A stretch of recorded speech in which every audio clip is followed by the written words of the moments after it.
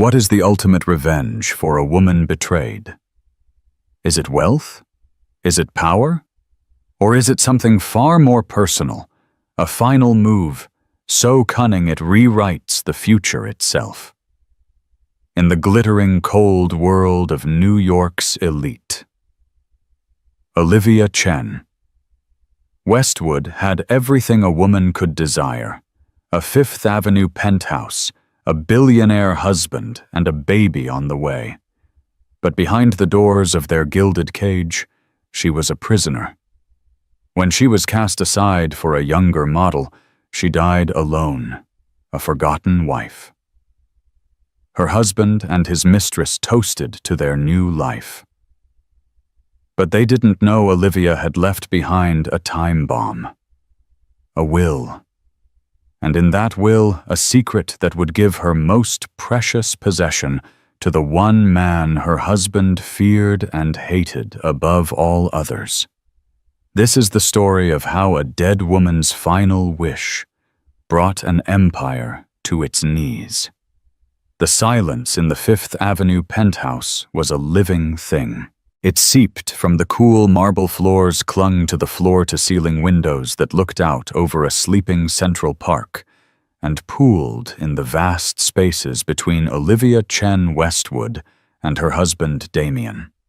It was a silence worth millions, curated by interior designers and filled with art that cost more than most people's homes, but it was suffocating her. At 32, Olivia was the portrait of quiet elegance. Her beauty wasn't the loud, demanding kind. It was a gentle grace that had once captivated Damien, the self-made real estate and tech mogul. He'd called her his calm in the storm. Now she was just part of the decor. Her hand rested protectively on the gentle swell of her belly.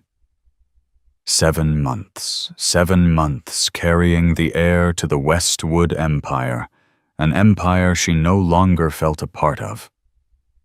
The change had been gradual at first. Damien, always a workaholic, became more distant. Business trips grew longer, his calls shorter. His scent, once a comforting mix of expensive cologne and crisp cotton, was now often tainted with a cloying, unfamiliar perfume. Chanel No. 5. Olivia wore a subtle Jo Malone scent. The source of that perfume had a name: Jessica Riley, a 24-year-old marketing assistant from his company with ambition that burned like a wildfire and morals that were a barren wasteland. Olivia had seen her at a company gala a few months ago, draped over Damien's arm, her laughter too loud, her dress a shade too red. Damien had introduced her as his protégé. Olivia, a graduate of Wharton herself, who had helped Damien navigate 2 of his biggest mergers before he'd asked her to step back and enjoy the life she deserved, knew a predator when she saw one. Tonight was the breaking point. Damien had been home for exactly 12 minutes. He'd dropped his briefcase by the door, loosened his tie, and poured a Macallan 25 without even glancing at her. "We need to talk," Olivia said, her voice steady despite the tremor in her hands. Damien swirled the amber liquid in his glass, his back to her. "I'm tired, Olivia. Whatever it is, can it wait?" "No, it can't." She took a breath. "I know about her, Damien. I know about Jessica." He didn't flinch. He simply took a slow, deliberate sip of his scotch. The lack of a denial was a physical blow. "She makes me feel alive," he said, finally turning to face her. His eyes, the same ones that had once looked at her with adoration, were now cold, hard stones. "She's fun. She doesn't question me. She doesn't weigh me down." The implication hung in the air, as heavy as the unwept tears in Olivia's throat. "You weigh me down. The baby weighs me down." "I am carrying your son," she whispered the words, feeling fragile and foolish. "A son I will provide for," he said, his voice clipped and businesslike. "He will have the Westwood name. He will have the best of everything. But you and I, this arrangement is no longer working for me. Arrangement. That's what their marriage, their love, their shared history had been reduced to. A line item on his balance sheet that was now in the red. So what happens now? She asked her heart, a frantic bird beating against the cage of her ribs. You bring her here, to our home, while I wait in the guest room. A cruel smirk touched his lips. Don't be naive. I've bought her a condo, a nice one. But this penthouse, it's mine. My lawyers will be in touch with yours. I'll be generous.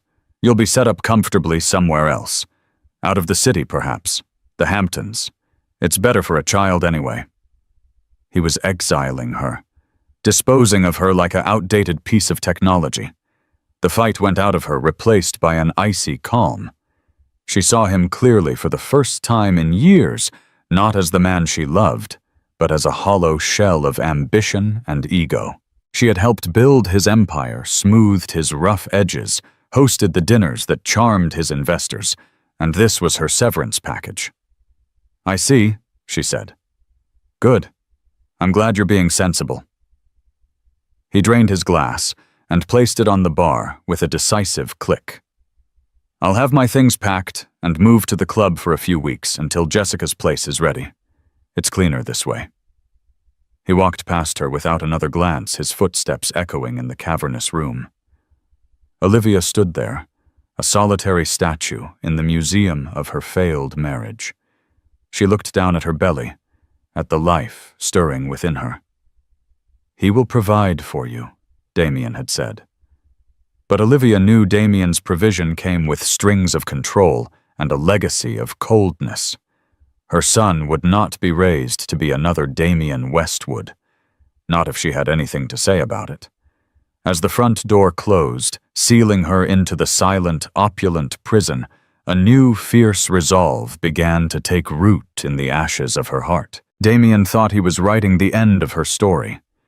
He had no idea she was about to start writing a new one, a story he would never see coming.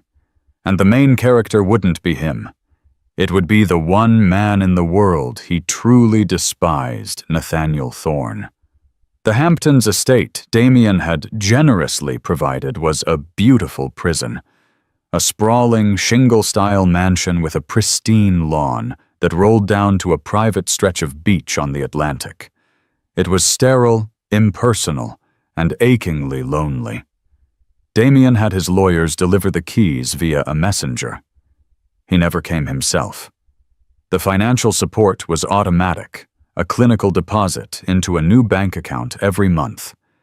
He was treating her and his unborn son like a subscription he'd forgotten to cancel. Olivia spent the first few weeks in a fog of grief. She would walk the cold, empty beach, the winter wind whipping at her coat, and talk to the baby growing inside her. It's just us now, little one. She'd whisper, her breath fogging in the air. But I will be enough. I promise I will be enough for both of us. Her only regular visitor was her younger sister, Sophie, a freelance journalist who would drive out from the city with groceries and gossip her presence a warm, vibrant splash of color in Olivia's monochrome world. You can't just let him do this, Sophie insisted one afternoon, her fists clenched on the Carrara marble kitchen island. Sue him for everything. Take him to the cleaners. The press would have a field day. Billionaire mogul dumps pregnant wife for intern. His stock would plummet. Olivia managed a weak smile. And what would that get me, Soph? A bitter public fight that would drag our son's name through the mud before he's even born. Damien has an army of lawyers and a PR team that could spin this as me being an unstable gold digger. I'd be shredded. So you're just going to roll over? I'm not rolling over, Olivia said, her voice gaining a steely edge that made Sophie blink. I'm changing the rules of the game. Damien thinks the game is about money and power. He's wrong. It's about legacy. It was then that Sophie realized her sister wasn't broken. She was gestating, in more ways than one. Olivia began a new routine. Her mornings were for her health, prenatal yoga, long walks, nutritious meals. Her afternoons, however, were for war. She converted one of the spare bedrooms into an office. She started by calling a man Damien had fired years ago, a former head of security named Frank Miller. He was now a private investigator. She hired him with a simple, quiet instruction: find everything on Jessica Riley, and find every skeleton in Damien's closet he thinks he buried. Next, she contacted a lawyer. Not one of the slick, corporate sharks Damien used, but a quiet, older man from a respected, old money firm known for its discretion and its ironclad estate planning. His name was Arthur Peterson.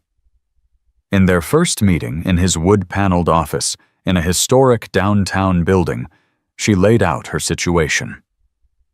"Mr. Westwood believes he is in control," Olivia stated, her hands folded calmly in her lap. "He believes that by providing financially, he has fulfilled his obligations. He assumes our son will be his heir, to be molded in his image when the time is right. I want to ensure that never happens." Mr. Peterson peered at her over his spectacles. "What are you proposing, Mrs. Westwood?" "I want to draft a new will," Olivia said. "One that specifies in unequivocal terms the guardianship of my son in the event of my death." "A standard and wise precaution," the lawyer nodded. "You would likely name your sister Ms. Chen." "No," Olivia said, and the single word was as sharp as a shard of glass. "My sister is wonderful, but she doesn't have the resources to protect him from Damien. My husband is a man who buys bullies and litigates his way to what he wants. My son's guardian needs to be someone Damien can't control, someone he can't buy." In fact, a shadow of a smile played on her lips. "It needs to be the one person on this planet he truly fears." She leaned forward and spoke the name. "Nathaniel Thorne." Arthur Peterson's eyebrows shot up. The name was legendary in their world. Nathaniel Thorne, the enigmatic CEO of Thorne Industries, a rival conglomerate. The feud between Thorne and Westwood was the stuff of Wall Street legend. Years ago, they had been partners in a fledgling tech venture. Damien, in a move of breathtaking betrayal, had leveraged Nathaniel's own capital to push him out and take the company public, making himself a billionaire and leaving Nathaniel with almost nothing. But Nathaniel was a phoenix. He had risen from those ashes, building an even bigger, more stable and more respected empire block by block. He was everything Damien wasn't: patient, strategic, and scrupulously ethical. Their hatred for each other was cold, deep, and unyielding. "Mr. Thorne," the lawyer said, stunned. "Damien Westwood's mortal enemy. Why would he ever agree, and on what grounds could you possibly grant him guardianship?" "The grounds," Olivia said, her gaze unwavering, "are the best interests of the child. I will detail them in a letter to be read alongside the will. As for why he would agree, because I'm going to give him something he wants more than money: the ultimate final victory over Damien Westwood." She spent weeks with Mr. Peterson crafting the document.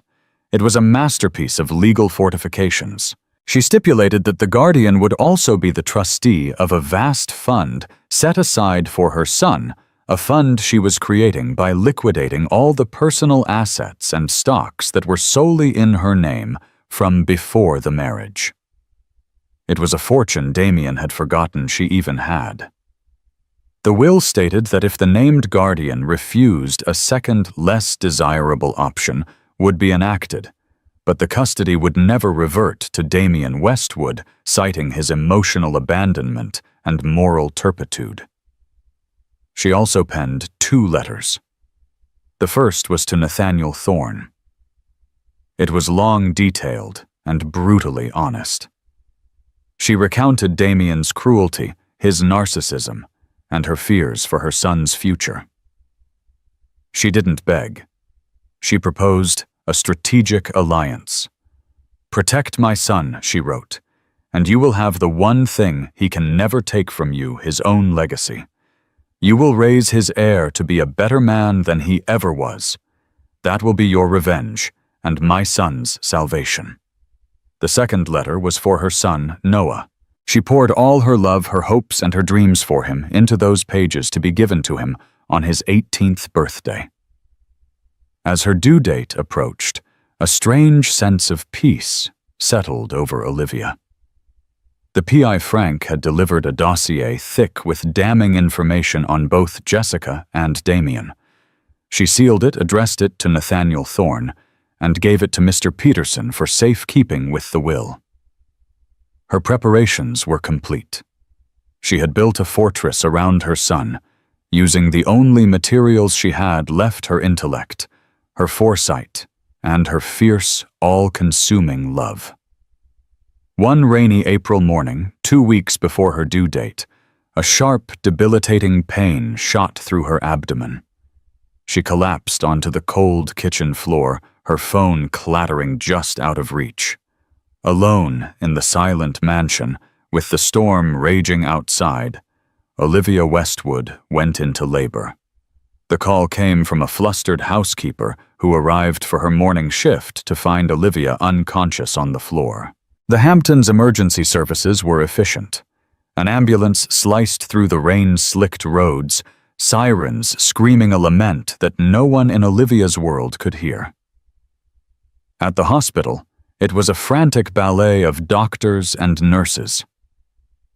Olivia had developed severe preeclampsia, a condition exacerbated by stress that had gone undiagnosed because she had been managing her own prenatal care far from the prying eyes of Damien's circle. Her blood pressure was dangerously high. The baby was in distress. An emergency C-section was the only option. As they wheeled her into the operating room, Olivia was lucid for just a moment. She grabbed the arm of a young, kind-eyed nurse. "My baby," she gasped, her voice a reedy whisper. "His name is Noah. Please make sure he's safe. Noah Chen." She used her maiden name, a final small act of defiance. The surgery was a success and a failure. Noah Chen was delivered small, but with a healthy cry that echoed in the sterile room. But Olivia's body, pushed beyond its limits, began to fail. She hemorrhaged, and her system, already in crisis, couldn't cope. She bled out on the operating table, her heart giving one last tired beat. She never got to hold her son. Miles away in the sun-drenched waters of St. Bart's, the clink of champagne flutes rang out over the deck of a 150-foot yacht named the Victor. Damien Westwood laughed a deep, satisfied sound as Jessica Riley, clad in a barely-there bikini, draped herself over him. "To us," Jessica purred, raising her glass, "and to new beginnings, no more complications." Damien's phone, sitting on the polished teak table, buzzed insistently. The caller ID read, "Southampton Hospital." He frowned and silenced it.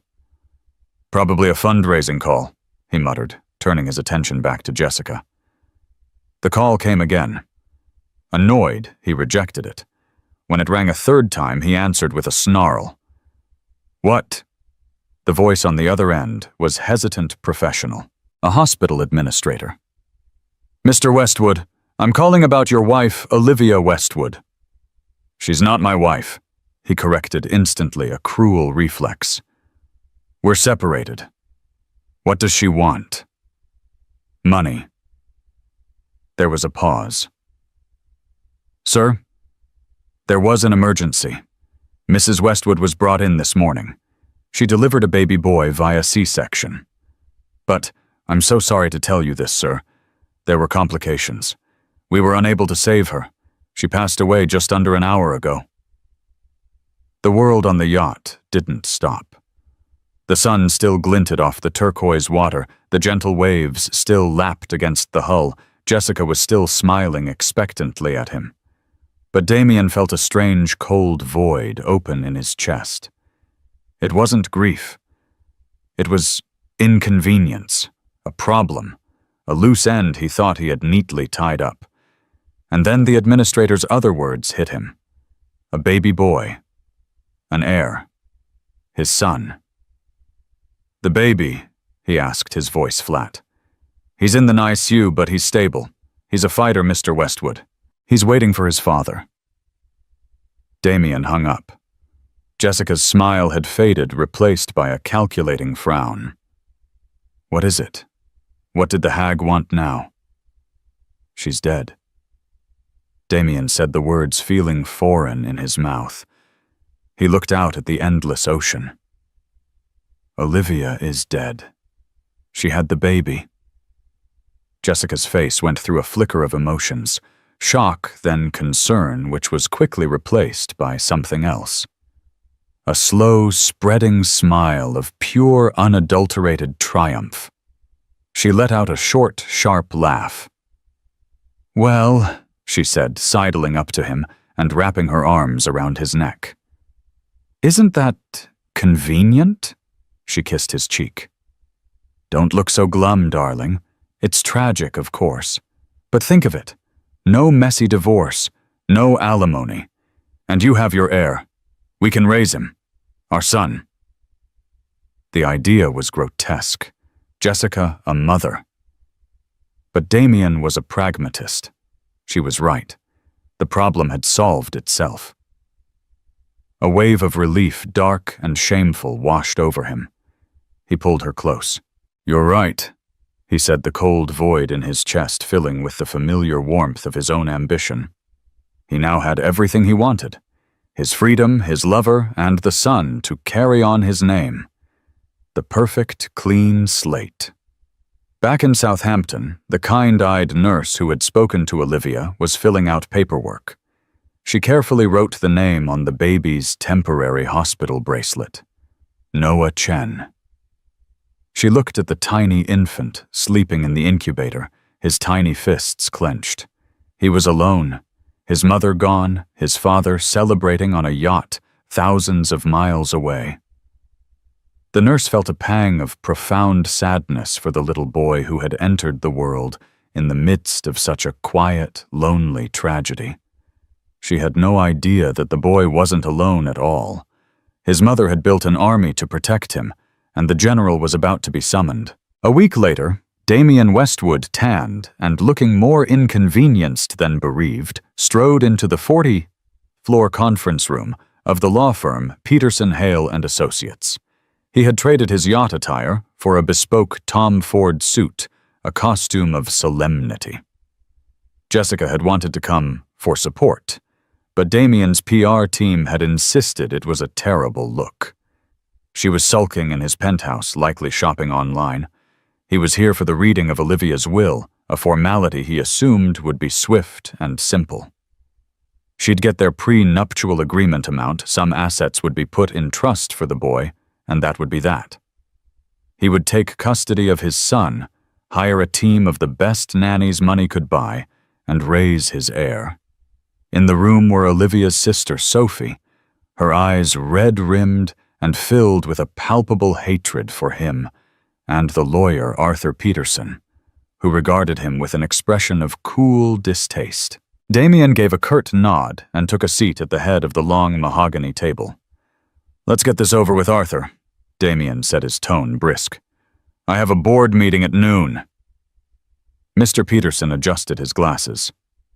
"We are waiting for one more party." Damien frowned. "Who Olivia's parents are in Taiwan, and her only sibling is right here. There's no one else." As if on cue, the conference room doors opened. Damien's blood ran cold. Standing in the doorway, exuding an aura of quiet, lethal power, was Nathaniel Thorne. He was the physical opposite of Damien. Where Damien was slick and polished, Thorne was raw-boned and intense, with piercing gray eyes that seemed to see every calculation, every lie. He wore a simple, dark gray suit that fit his broad frame perfectly, but it was his presence that filled the room. It was the presence of a man who had built an empire through grit and intellect, not shortcuts and betrayal. "Thorn," Damien spat, rising from his chair. "What in the hell are you doing here? This is a private family matter." "I was summoned by Mr. Peterson." Nathaniel said, his voice a low baritone that held no warmth. He ignored Damien and nodded respectfully to Sophie, who looked as bewildered as Damien felt. He then took a seat on the opposite side of the table, his gaze locking with Damien's. The animosity between them was so thick it felt like the air pressure in the room had dropped. Mr. Peterson cleared his throat, bringing the attention back to him. "If we are all settled, I will now read the last will and testament of Olivia Chen Westwood." He began with the standard legal language. Damien tapped his pen impatiently. A few minor bequests were made: Olivia's jewelry to Sophie, a generous donation to a children's hospital. Then Peterson paused, taking a deliberate sip of water. "Now," he said, looking directly at Damien. "Regarding the primary issue of Mrs. Westwood's estate and the welfare of her only child, Noah Chen." "His name is Noah Westwood," Damien snapped. "The birth certificate which Mrs. Westwood arranged to be filed lists his name as Noah Chen," Peterson countered smoothly. "That can be legally contested, of course. However, let me proceed." He cleared his throat again. "To my estranged husband, Damien Westwood, I leave the sum of $1, the same value I now place on the vows he made to me."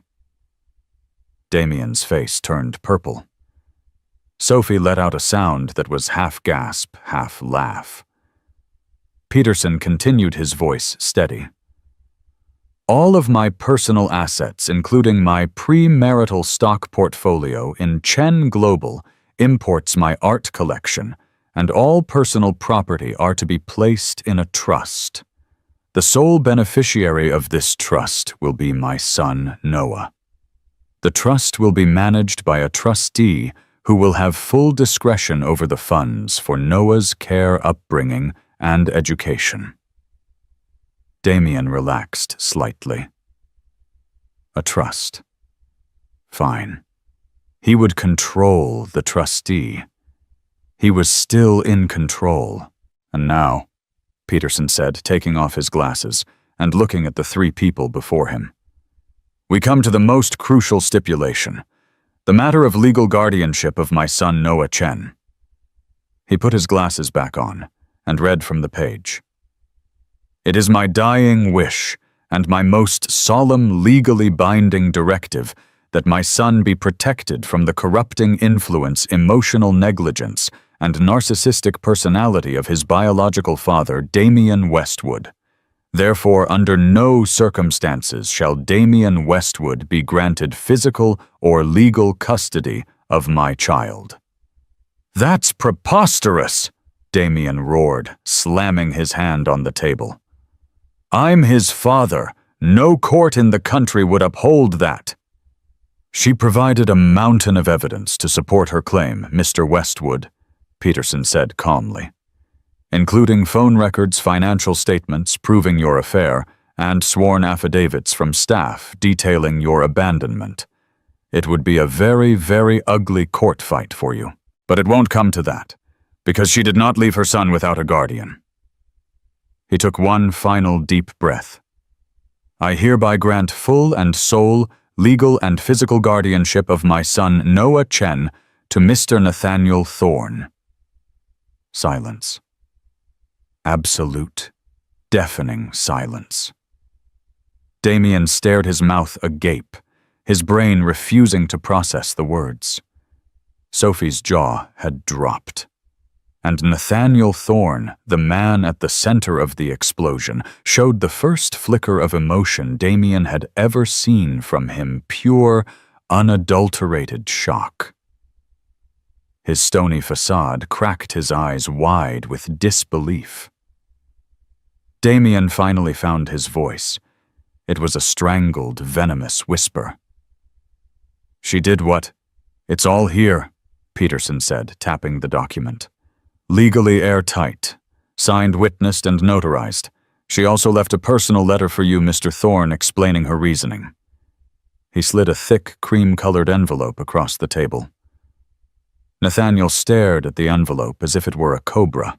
Damien began to laugh, a high, unhinged sound. "This is insane! A joke! He hates me! He'd never do it! He doesn't want a baby! He's a monster, a corporate raider. This is Olivia being vindictive and crazy." Nathaniel's gaze lifted from the letter to Damien. His expression was no longer shocked. It was hardening into something else, something cold and contemplative. He looked at Damien's sputtering rage, at Sophie's tear-streaked but hopeful face, and then back at the envelope that held a dead woman's plea. Without a word, he picked up the envelope, stood, and turned to leave. "Where are you going, Thorne?" Damien yelled, his voice cracking. "You can't just walk out. This is my son we're talking about." At the door, Nathaniel paused. He turned his head, and his gray eyes were like chips of ice. "No Westwood," he said, his voice dangerously quiet. "He is Olivia's son, and according to this, he is now my responsibility." He walked out, leaving Damien Westwood standing in the ruins of his perfect, well-ordered world, utterly and completely outmaneuvered by the ghost of the wife he had thrown away. Nathaniel Thorne did not go back to his office. He had his driver take him to his home, a starkly modern minimalist triplex in Tribeca that was more art gallery than living space. It was a fortress of solitude designed for a man who valued control, order, and silence above all else. A baby did not fit into its clean lines and muted color palette. In his study, a room walled with books and overlooking the Hudson River, he sat in a leather Eames chair and stared at the cream-colored envelope in his hands. Olivia Chen Westwood. He barely knew the woman. He'd met her twice, maybe 3 times at industry events years ago before she had married his nemesis. He remembered a quiet, intelligent woman with observant eyes. She had discussed a recent merger with him with a knowledge that had surprised him. He hadn't thought of her since. Why him? Why entrust him with the most precious thing in her life?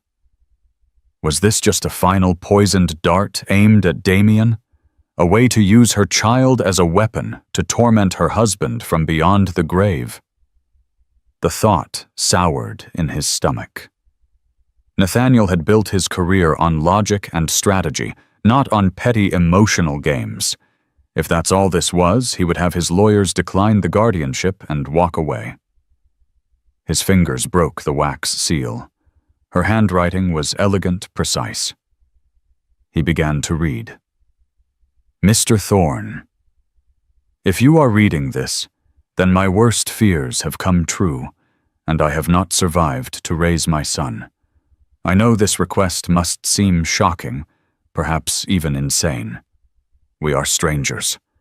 But you are not a stranger to my husband, Damien, and it is because of who he is and who you are that I am placing my son's life in your hands.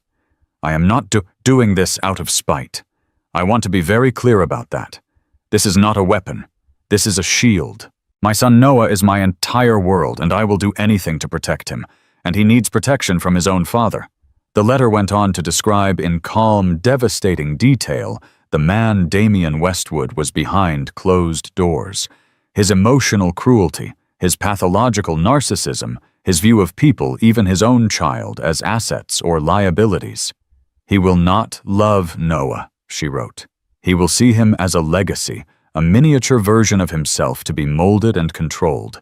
He will teach him that wealth is the only measure of a man, that empathy is a weakness, and that loyalty is for fools. He will raise a king, yes, but a hollow one, just like himself. You have seen what his ambition does to people. You lived it. Do you think he would be any kinder to his own son? Nathaniel felt a cold knot tighten in his gut. She was right. He knew better than anyone the scorched earth nature of Damien's ego. "I have watched you for years, Mr. Thorne. I read the business journals. I followed your career after Damien. Did what he did. He tried to destroy you, but you rebuilt. You built a company founded on integrity and innovation, not hostile takeovers. You are known to be ruthless, yes, but fair. You are a man of your word. You are everything he is not. I am not asking you to love my son. I have no right to ask that. I am asking you to be his guardian, to protect him, to raise him to be a good man, not just a rich one, to teach him honor and integrity qualities his father knows nothing about. I have left Noah with a significant fortune of his own from my family's assets. You will have complete control of the trust to use for his care and to shield him from Damien's financial manipulations. You will want for nothing in his upbringing. In the enclosed package with my lawyer, you will find a dossier. It contains leverage against Damien information on his unethical business practices and the sordid details of his affair with Jessica Riley. Use it if he fights you. Use it to protect Noah. Use it to protect yourself. Why would you do this? What is in it for you? Perhaps nothing. Perhaps the satisfaction of knowing you have taken the one thing Damien cannot buy bully or win back his legacy. You will raise his son. His heir will call another man father. For a man like Damien, there is no greater defeat. This will be your final quiet victory in the war he started with you all those years ago. It is a terrible thing to offer to use my son's life as a chess piece, but it is the only language a man like Damien understands. And it is the only way I can be sure you will keep him safe. Please, Mr. Thorne, protect my little boy. Don't let his father destroy him. Sincerely, Olivia Chen Westwood. Nathaniel leaned his head back and closed his eyes. The letter was a work of brutal strategic genius. She had analyzed him as she would a stock, identifying his motivations, his history, and his character. She had appealed not to his sentimentality. He had little of that, but to his sense of justice, his hatred of Damien, and his own rigid code of honor. She hadn't asked him to be a father. She had asked him to be a protector, a guardian, a warden. He thought of the baby, Noah, a tiny helpless infant born into a war he didn't even know was being fought, abandoned by one parent, orphaned by the other. Damien's reaction in the lawyer's office flashed in his mind. The sputtering rage, the proprietary fury. Not once had he expressed sorrow for Olivia or concern for his son. Only outrage that something of his was being taken away. Olivia had been right about him. Absolutely, chillingly right. Nathaniel stood up and walked to the window, looking down at the city lights. His life was a fortress of order. A baby would be a grenade thrown into the center of it. It would mean chaos, noise, responsibility of a kind he had never known. It was illogical. It was impractical. It was also the right thing to do. He picked up his phone and dialed the number for his head of security. "George," he said, his voice firm, all indecision gone. "I need you to arrange something for me. I need a security detail sent to Southampton Hospital NICU. No one gets in or out of the room of a baby named Noah Chen without my direct authorization, especially not Damien Westwood." He paused. "And one more thing. Contact the best pediatric design firm in the city. I have a suite of rooms on the second floor of my home. I want them converted into a nursery and staff quarters. I want it done by the end of the week." He hung up the phone. The decision was made. Olivia Westwood had made him a proposal, a strategic alliance from beyond the grave. And Nathaniel Thorne never walked away from a winning move. He would be the boy's shield. He would raise him. And in doing so, he would dismantle Damien Westwood piece by piece, starting with his legacy. The news hit the financial world like a thunderclap. It wasn't leaked, it was strategically released. A quiet, factual statement from the office of Nathaniel Thorne, confirming that he had been granted sole guardianship of Noah Chen, the infant son of the late Olivia Chen Westwood. The statement was dry, professional, and devastating. For Damien Westwood, it was the beginning of a public crucifixion. He had launched an immediate, furious legal challenge. His lawyers, a team of belligerent sharks from Skadden Arps, filed emergency motions challenging Olivia's mental competency and claiming parental rights. But Arthur Peterson and Nathaniel's legal team were ready. They presented Olivia's meticulous documentation of Damien's abandonment and affair. They presented the sealed dossier she had prepared. They didn't even have to use the most damaging information. The simple confirmed fact that Damien was on a Caribbean yacht with his mistress while his wife was dying alone in childbirth was enough to turn every judge and the court of public opinion squarely against him. The story was irresistible to the media. The Billionaire's war for baby Westwood, the tabloids screamed. But the narrative wasn't in Damien's favor. He was painted as the villain, the cheating, callous husband. Olivia became a tragic, sainted figure. And Nathaniel Thorne. He was the enigmatic, honorable protector, a modern-day knight stepping in to fulfill a dying mother's wish. The scandal began to bleed into Damien's business. At a tense board meeting for Westwood Holdings, members raised concerns about the reputational damage he was causing.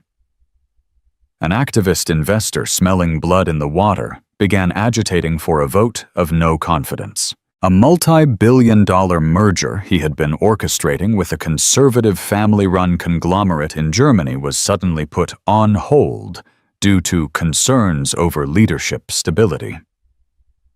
Damien's empire, built on a carefully constructed image of success and power, was starting to crack. Meanwhile, in Tribeca, Nathaniel Thorne's perfectly ordered world had been turned upside down. His minimalist home was now filled with the foreign sounds of a baby crying and the hushed footsteps of a team of round-the-clock nurses. The suite of rooms on the second floor had been transformed into a state-of-the-art nursery that looked like something out of a design magazine filled with soft gray and cream tones. Nathaniel was awkward. He was a man who commanded boardrooms and navigated complex international deals. He had no idea what to do with a tiny, fragile human. He would stand stiffly over the crib, watching Noah sleep, his face a mask of constipated concern. The first time a nurse tried to hand Noah to him, he held the baby like it was a live bomb, his arms rigid. "You need to support his head, Mr. Thorne," the nurse, a kind, middle-aged Irish woman named Mary, instructed gently. Nathaniel adjusted his grip, a bead of sweat on his brow. Noah made a small, gurgling sound, and his tiny fingers wrapped around one of Nathaniel's large ones. The grip was surprisingly strong. A strange, unfamiliar emotion flickered in Nathaniel's chest. It wasn't love, not yet. It was a profound sense of responsibility, a connection. He found himself wandering into the nursery at all hours. He'd watch Mary feed him, bathe him, change him. He started asking questions about feeding schedules, sleep patterns, developmental milestones. His hyper-analytical mind began to treat fatherhood like a new business venture, gathering data, learning the metrics of a successful outcome. One night around 3 a.m., he was woken by Noah's cries. He walked down the hall to find the night nurse trying to soothe the wailing infant to no avail. "He's got a bit of colic, sir," she said, looking exhausted. "Nothing to be worried about, but he won't settle." On instinct, Nathaniel held out his arms. "Let me." The nurse, surprised, handed the baby over. Nathaniel held Noah against his chest and began to walk. He didn't coo or shush. He just walked back and forth across the large, silent living room, the city lights twinkling below. He could feel the baby's small, warm body trembling against his. He started to talk, his voice a low, steady rumble. He didn't talk baby talk. He talked about his day, about a difficult negotiation with a Japanese firm, about a flaw in a new software prototype. And a strange thing happened. The baby's cries subsided, replaced by little hiccups. He quieted, listening to the steady vibration of Nathaniel's voice and the rhythmic beat of his heart. Within 10 minutes, Noah was fast asleep on his chest. Nathaniel stood there for a long time, not wanting to move. He looked down at the peaceful, trusting face of the child in his arms. The son of his enemy. The responsibility that had been thrust upon him. The grenade in his orderly life. But in that quiet, pre-dawn moment, he felt the hard shell around his own heart crack just a little. This wasn't just a strategic move in a corporate war anymore. This was a life he had sworn to protect. While one man was discovering a new purpose, the other was losing his. The legal battles dragged on, but Damien was losing on all fronts. His appeal for custody was denied. The court granted him supervised visitation rights only 1 hour twice a month in the presence of a court-appointed monitor. His first visit was a disaster. He arrived at Nathaniel's home, his face a thunderous mask of rage. He refused to look Nathaniel in the eye. The monitor, a stern-looking woman, led him into a neutral playroom. Noah, now 3 months old, was sitting in a baby seat, cooing at a mobile. Damien stared at him. This was his son, his blood, and he looked like a baby. A stranger. He didn't know what to do. He awkwardly picked him up. Noah, unused to his smell, his rough handling, began to cry. A loud, piercing wail. "He's fine, he just does that," Damien snapped at the monitor. But the crying intensified. It grated on his nerves. This wasn't the triumphant meeting of father and heir he had imagined. It was noisy and unpleasant. After 20 minutes of non-stop screaming, he thrust the baby back at the nurse. "He's overtired or something. This is a waste of time," he declared and stormed out, cutting the visit short. As he left, Jessica Riley was waiting for him in his Bentley. Her shopping bags from Bergdorf's were piled in the back seat. "How was it?" she asked, reapplying her lipstick. "Did you tell the little brat who his real daddy is?" "He just cried the whole time," Damien growled, slamming the car into gear. Jessica sighed, annoyed. "Well, that's a problem. All this fighting and legal crap is costing a fortune, Damien. My black card was declined this morning. It was humiliating.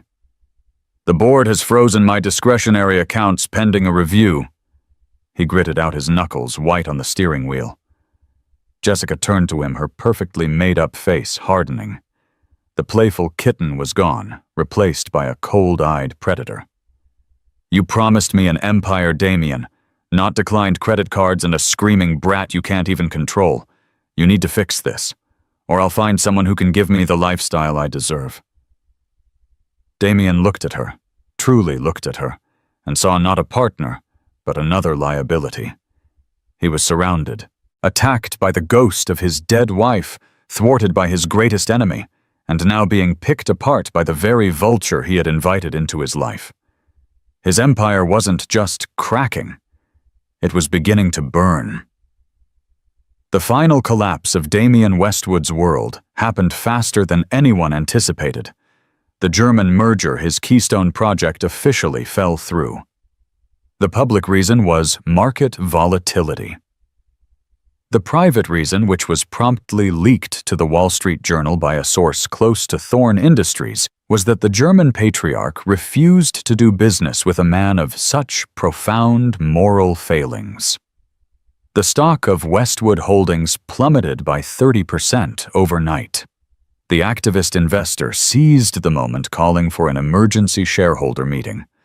Damien distracted and hemorrhaging money on his legal fees, and Jessica's insatiable spending was outmaneuvered. Nathaniel Thorn, through a series of shell corporations, had been quietly buying up shares of Westwood Holdings at their devalued price. At the meeting, he revealed his position aligning with the activist investor. It was a checkmate. Damien Westwood was voted out as CEO of the company he had built. The humiliation was absolute. He was a pariah on Wall Street and a villain in the gossip columns. And then came the final personal betrayal. Jessica, seeing the writing on the wall, cleaned him out.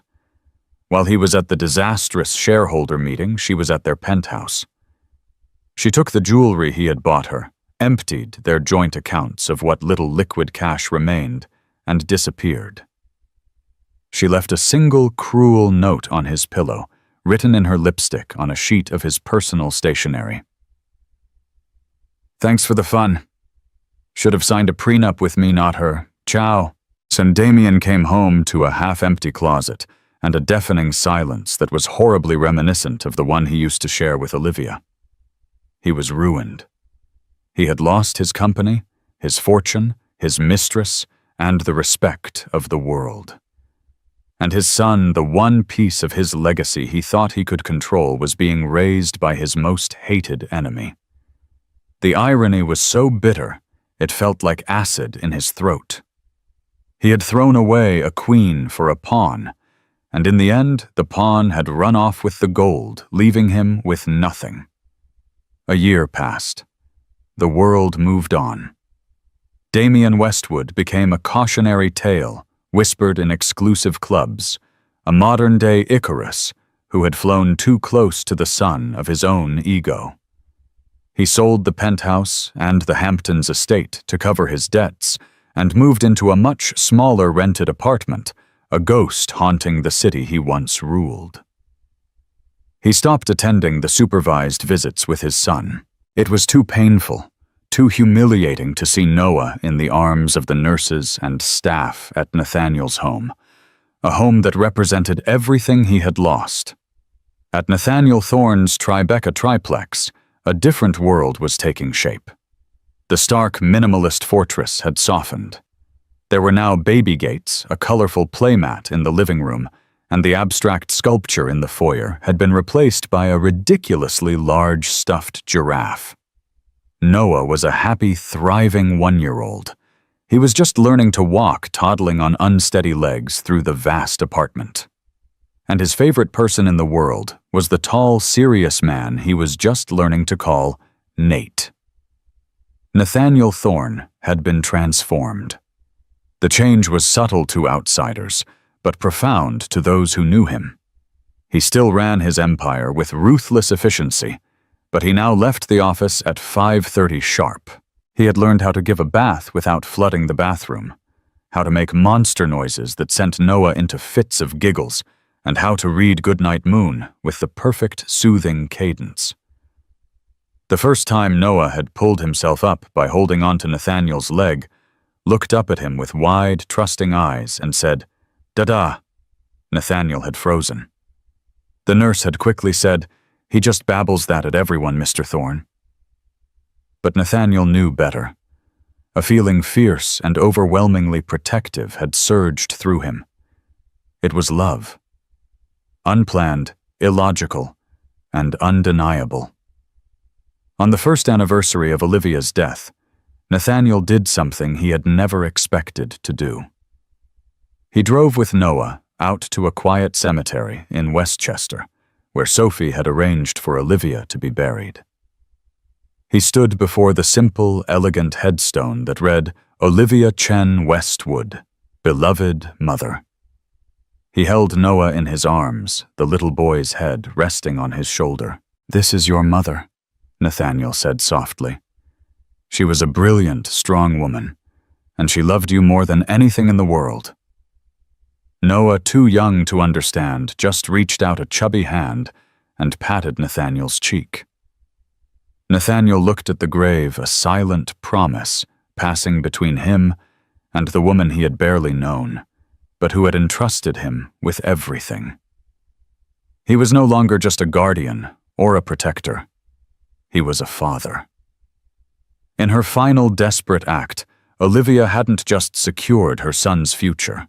She had given two lonely souls a family. He thought of Damien, alone and broken somewhere in the city. Olivia's revenge had been complete. It wasn't about destroying Damien's company or taking his money. It was about salvation. She had saved her son from a terrible fate, and in the process had inadvertently saved a man who didn't even know he needed saving.